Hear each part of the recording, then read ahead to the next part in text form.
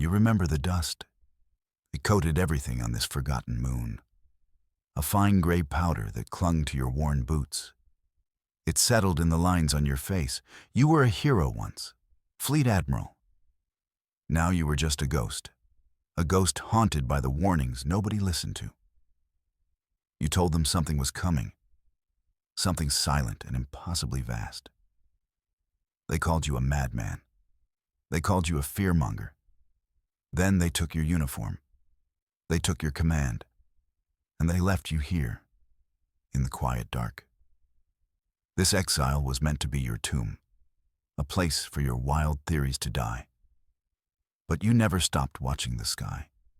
You used salvaged equipment, a patched-together listening array.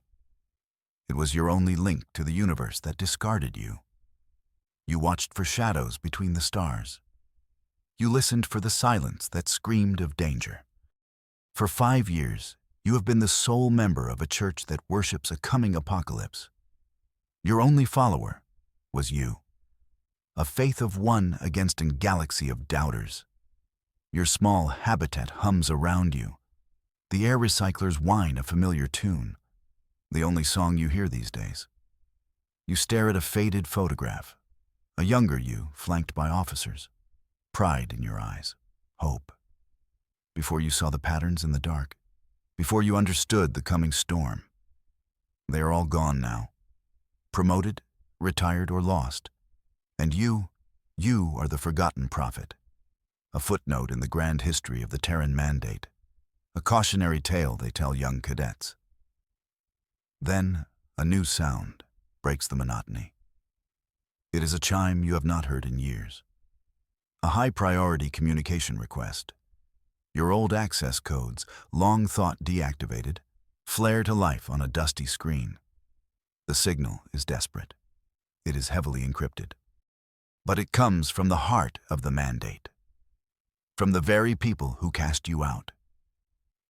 For a moment, you consider ignoring it. Let them face the monster they refuse to see. But that isn't who you are. With a sigh that carries the weight of worlds, you accept the connection. A face you know too well flickers into view. General Thorne. He looks older. The years have not been kind. His uniform is immaculate as always. But his eyes are filled with a terror you have never seen before. A terror that chills you more than the vacuum outside your door. He was your most vocal critic, the man who delivered the final nail for your career's coffin. Now, he looks at you like you are his only hope. Admiral, he says. His voice is strained. We were wrong. The words hang in the air, a confession 5 years too late. Behind him, you see the chaos. Officers scrambling, red lights flashing on tactical displays. Then he shows you. He patches through a live feed from the Epsilon Indy system. There is no battle, no grand explosion of ships. There is only a fleet of Terran warships, drifting, silent and dead in the void. You lean closer to the screen. You see what the sensors barely can. Shapes moving between the disabled ships. They are perfect geometric forms, crystalline structures that absorb all light. They move with impossible grace and speed. They do not fire weapons. They simply drift through the Terran vessels. And where they pass, all power, all life, simply ceases. They are the silencers, exactly as you described them. Your nightmares given form, the silent hunters you warned them about. They just appeared, Thorne whispers. No energy signature, no warning. They disabled the entire Third Fleet in minutes. He swallows hard, his pride a distant memory. No survivors, no distress calls, just silence. You feel no satisfaction in being right, only a cold, heavy dread. You knew this day would come. You tried to prepare them. Now they come to you, the madman on his lonely moon. Thorne's face is a mask of desperation. The mandate needs you. We need the mind we discarded. He looks away for a second, ashamed, afraid. They are heading for Sol, for Terra. Nothing we have can stop them. He is not asking anymore. He is begging. A high-altitude shuttle is already on its way, blazing a trail towards your forgotten rock. Your exile is officially over, but your true sentence is just beginning. He came to retrieve you himself. General Thorn, stepping out of his shuttle in a pristine pressure suit, he looks smaller under the vast black sky of your moon. His arrogance was once a weapon. Now it is a shattered shield. He avoids your gaze as you board his ship. The silence between you is heavier than any planet's gravity. It is the silence of shame, the silence of abject fear. On the bridge of his warship, the crew is a study in controlled panic. They look at you with a mixture of awe and suspicion. The ghost has returned. The mad Admiral is back on a bridge. Thorn gestures to the main viewer. A star chart glows there. A red line cuts a path from Epsilon Indi. A direct course for humanity's cradle. For Earth. The High Council has granted you emergency authority, Thorn says, his voice flat. He cannot hide the resentment, the sheer humiliation of it all. What command do I have? You ask. Your voice is rough from disuse, but it still carries the weight of authority. Thorn hesitates. He brings up a new file, a fleet roster. But these are not the Mandate's finest ships. These are names you have not seen in decades.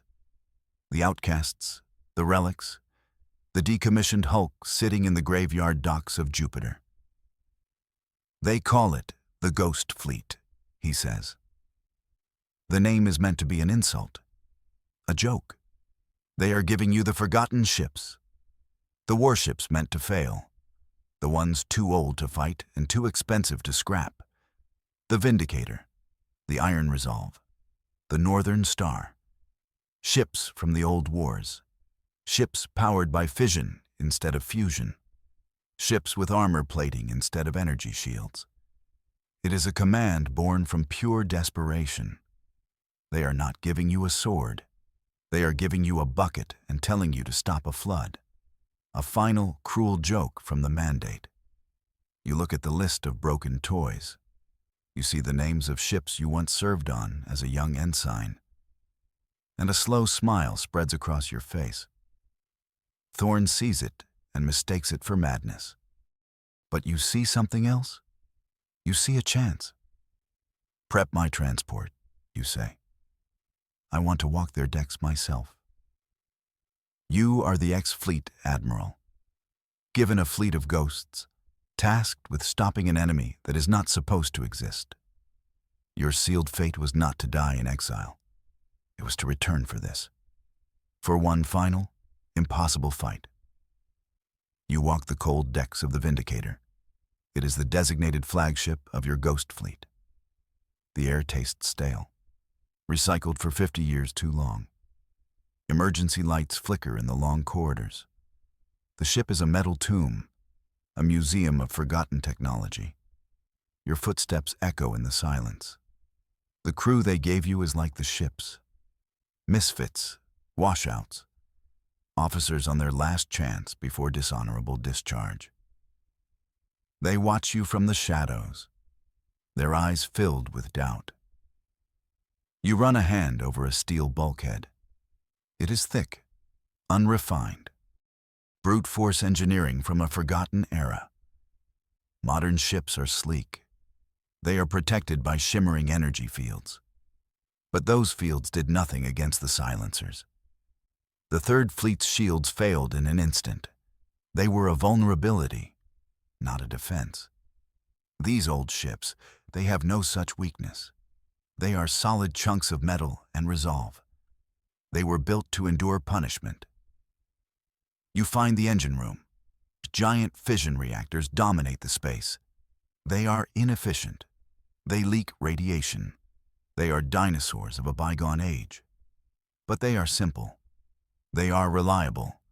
And they have a unique energy signature, a chaotic, noisy signature, so different from the clean hum of modern fusion cores.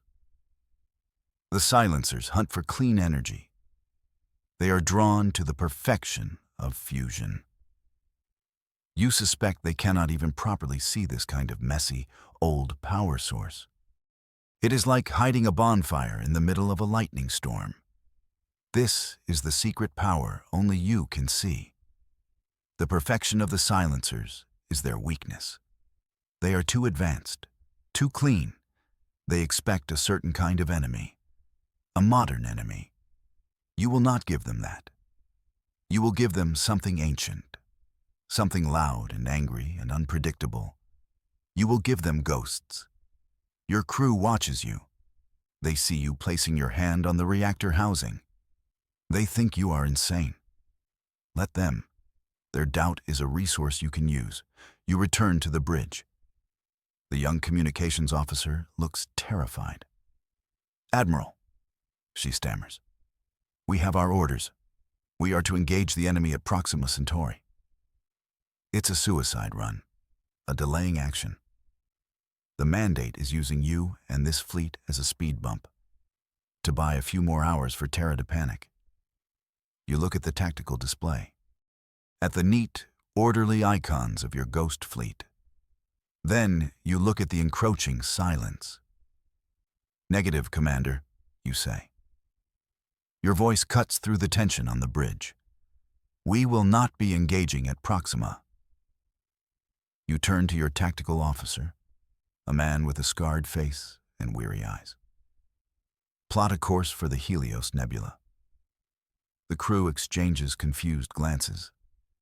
The Helios Nebula is a stellar nursery, a chaotic storm of radiation and magnetic fields, a place where sensors fail, a place where navigation is suicide, a place no modern fleet would ever enter.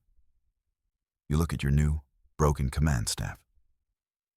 "We are not here to die for the mandate," you tell them. "We are here to win." You bring up a file from your personal databanks, a file so old it is almost corrupted. The title glows on the screen: Project Icarus, the Icarus Gambit. It was once your masterpiece of strategy, a theoretical plan for fighting an enemy you could not see. The very plan that got you branded a madman. The very plan that led to your exile. You explain the gambit. Your voice is steady, confident. You describe a lure, a trap, a complex dance of feints and sacrifices. The core of the plan is to use the unique properties of your old ships, to use their noisy reactor signatures as bait, to draw the silencers into a place where their advantages mean nothing, where their perfection becomes a fatal flaw. The nebula is not just a hiding place. It is the weapon itself. As you speak, you see the looks on their faces change. The doubt does not vanish, but it is joined by a flicker of something else, a dangerous, forgotten feeling. Hope. The Icarus Gambit was your downfall, the reason for your shame. Now, it is their only path to survival. "This plan is insane," your tactical officer says. But there is a spark of admiration in his eyes. "It is," you reply with a thin smile.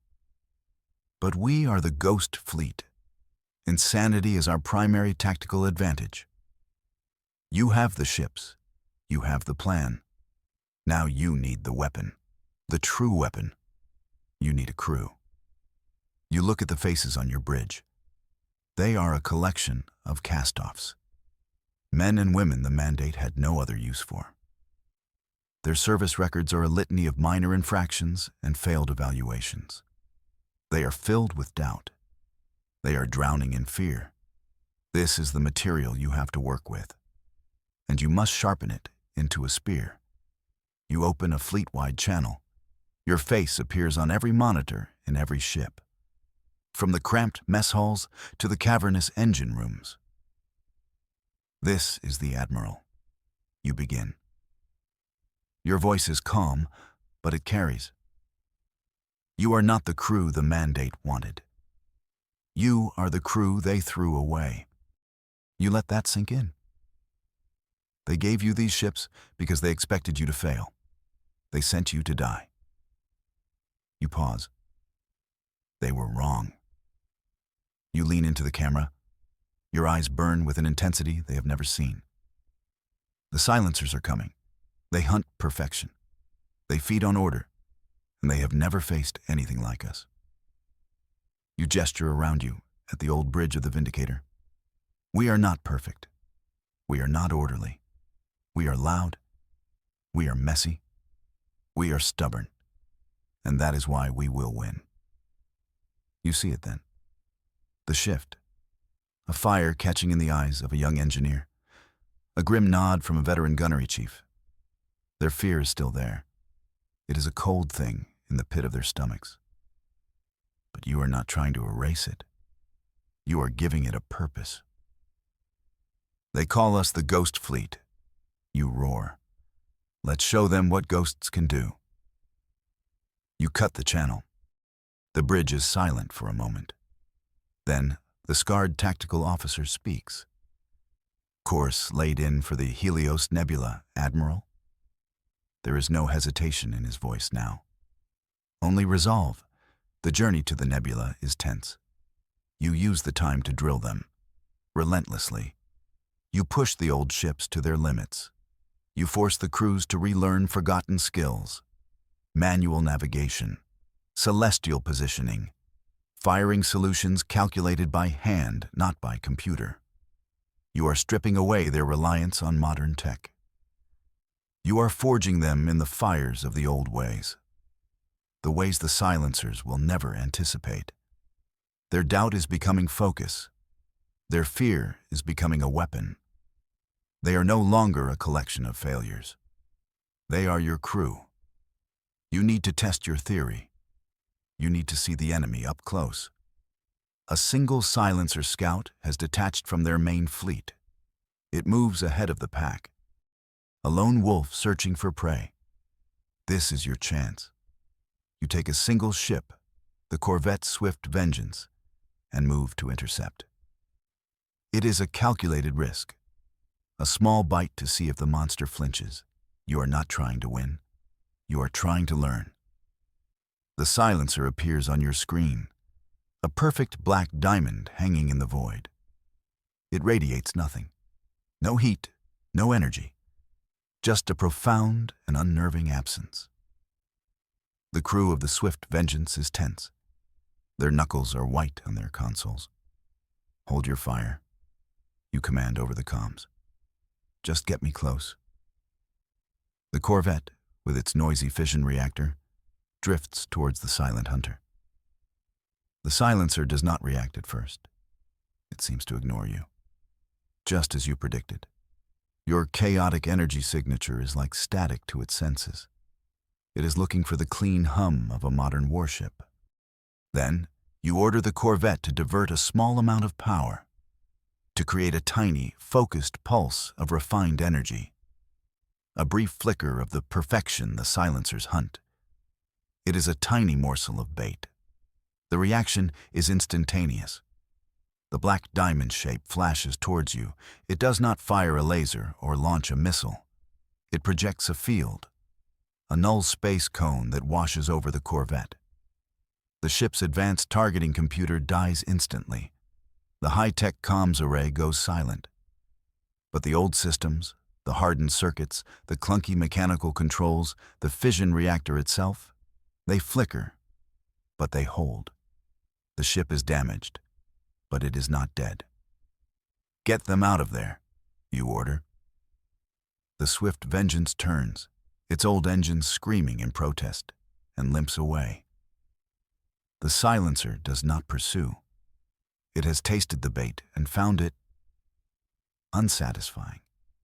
It returns to its silent patrol. The clash was short. It was brutal. But you have what you need. The crew of the corvette is shaken. But they are alive. And you have found it. The critical, hidden clue. You gather your command staff on the bridge of the Vindicator. The data from the skirmish flows across the main screen. Damage reports, energy readings, sensor logs from the moment of the attack. Thorne, who has been observing from the back of the bridge, steps forward. They were nearly destroyed. This proves nothing, Admiral. Your plan is reckless. He still clings to the old doctrines, the ones that failed. It proves everything, General, you say, pointing to the screen. Look here. You isolate the energy reading from the silencer's weapon. It is a targeted pulse, not an explosion. It attacks specific systems. It targets high-efficiency energy signatures. It's a surgeon, not a butcher. You look around at your officers. It's designed to dismantle modern technology. It has no protocol for dealing with brute force. The silencers have a fatal flaw. They are arrogant. Their entire strategy is based on the assumption that their prey will be advanced, sophisticated, predictable. They have never fought an enemy that is, by their standards, primitive. They ignored the Corvette until we gave them a taste of modern power, you explain. They are not just silent hunters. They are selective hunters. A path to victory unfolds in your mind. It is narrow. It is treacherous. And it is paved with immense sacrifice. You cannot fight them ship to ship. You cannot overpower them. You must trick them. You must lead them into a place where their surgical precision is useless. A place where the universe itself is the weapon. The Helios Nebula. Your tactical officer looks at the plan taking shape on the screen. He understands. The reactors, he says, his voice a whisper. The fission cores. Exactly, you reply. They are our lure, and they are our bomb. The final piece of the Icarus Gambit slots into place. It is a horrific, beautiful, and desperate piece of strategy. You will use the inherent instability of 50-year-old fission reactors. You will use the chaotic environment of the nebula. You will turn your entire fleet into a series of chain reactions. A weapon that no one, not even the Mandate, could have ever conceived. The price will be staggering. But the alternative is extinction. Your choice is made. The grand cosmic gamble begins now. You address the entire Ghost fleet one last time. There are no soaring speeches this time. Only the cold, hard truth. The Icarus Gambit requires a catalyst, you tell them. It requires us to overload our reactors, to turn our own ships into weapons. You explain how the chaotic energy of the nebula will amplify the effect, how one ship's detonation will trigger the next, creating a wave of stellar fire. You are asking them to fly into the heart of a storm and to become the storm themselves. You are using the entire Ghost fleet as the ultimate piece of bait, a lure so tempting, so full of the chaotic energy they seem to overlook, that the main silencer fleet will have to investigate. You are counting on their curiosity, their arrogance. Many of us will not survive the initial detonations, you state. There's no point in lying.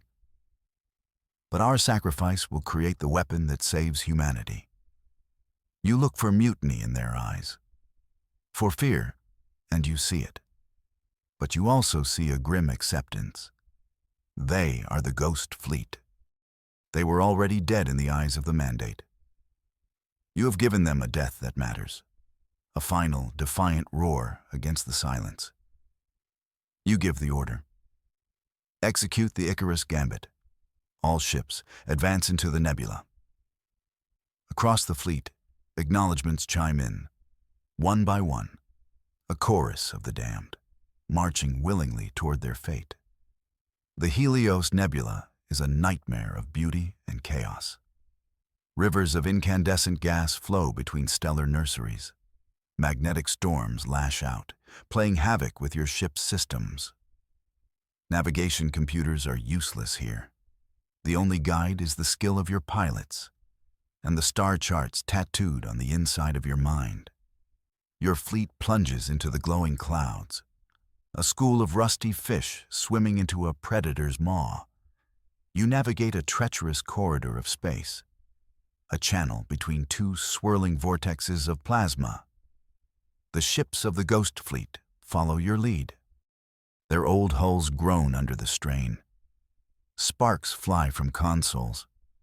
Systems flicker and die, only to be coaxed back to life by frantic engineers. This is where technology fails. This is where instinct must rule. It is a testament to the crew you have forged. They hold formation. They trust you. Even as the universe screams around them, the silencers follow. You see their icons on what little tactical display remains functional. They move slowly, cautiously. They have never seen a fleet fly into such a place. It defies their logic, their clean, orderly models of warfare. You are a puzzle they feel compelled to solve. That is their pride, their arrogance, and it is the fuel for your trap. They are taking the bait. Your tactical officer reports. His voice is tight with tension. The main silencer fleet, dozens of them, have entered the nebula. They are moving into the kill zone you have prepared. A pocket of space where the magnetic fields are most unstable, where the stellar radiation is at its peak. You feel the Vindicator shudder as a wave of energy washes over it. Almost there, you whisper. You are luring the enemy into a cage of stellar fire, a cage they do not even see. The moment has arrived. The silencer fleet is perfectly positioned. They are clustered together, scanning your strange, primitive ships, trying to understand the madness of your strategy. They are like scholars observing a curious insect, and the insect is about to sting. You look at your communications officer. Her face is pale, but her hands are steady. "Send the signal," you command. Your voice does not tremble. A single, encrypted pulse is sent to every ship in the Ghost Fleet. The final command, the trigger for the gambit. On the bridge of the Vindicator, you watch the icons of your fleet. One by one, they begin to glow with a dangerous red light. Engineers in dozens of engine rooms are overriding the final safeties on their fission reactors, pushing them past the breaking point, turning them into critical, unstable bombs. The trap springs, but not with a whisper. The Northern Star, an old dreadnought at the heart of the formation, is the first to go. It does not simply explode. Its reactor core implodes, pulling in the volatile gases of the nebula. Then it erupts. A miniature sun is born in the heart of the kill zone. The chain reaction you planned for begins. The shockwave and the pulse of raw energy hits the next ship, the Iron Resolve. Its already critical reactor detonates in sympathy. The Icarus Gambit is finally unleashed. Ship after ship in the Ghost Fleet dies.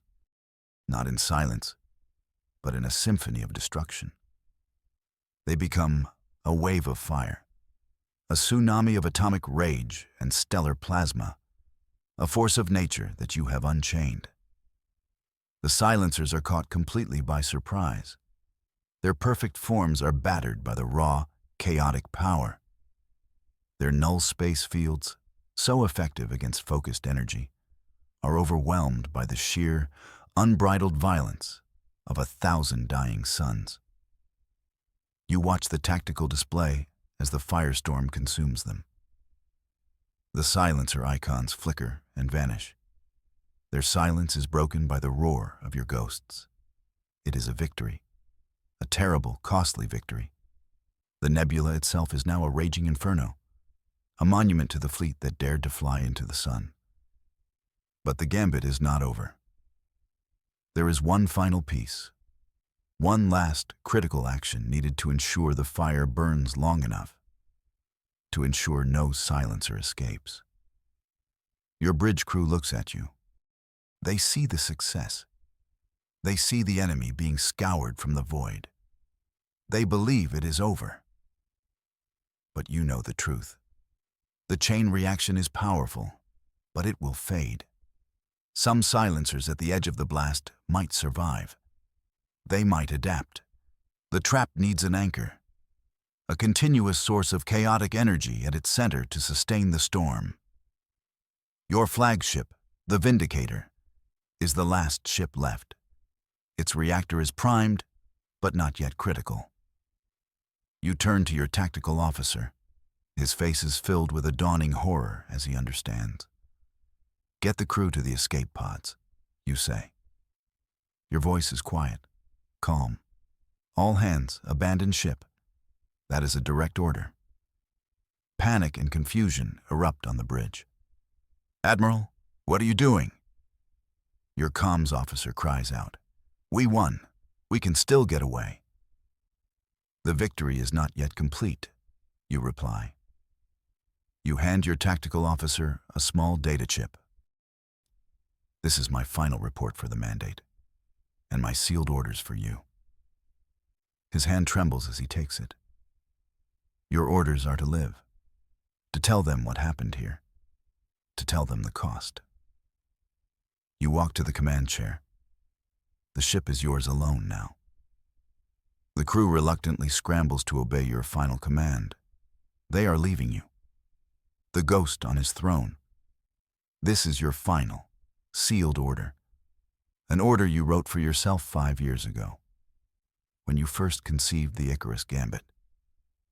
You knew then that victory would demand a price that only you, the ex-fleet admiral, could possibly pay.